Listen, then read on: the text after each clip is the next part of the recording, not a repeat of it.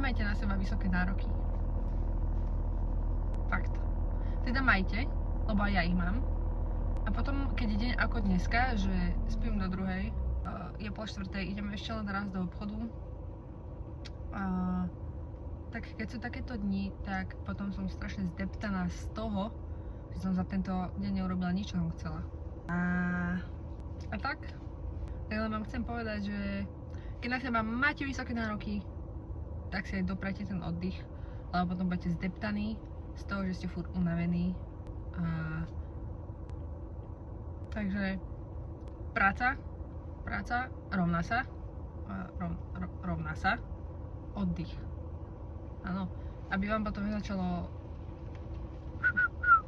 jak mňa občas, lebo ja si nechcem dovoliť ani oddychovať a potom keď začnem oddychovať, tak mám strašné výčitky, že nič nerobím. Dneska som chcela už od rána fotiť oblečenie, šiť oblečenie a ja som sa dvihla z postele o 2:00 po obede. Ale povedala som si, že čo?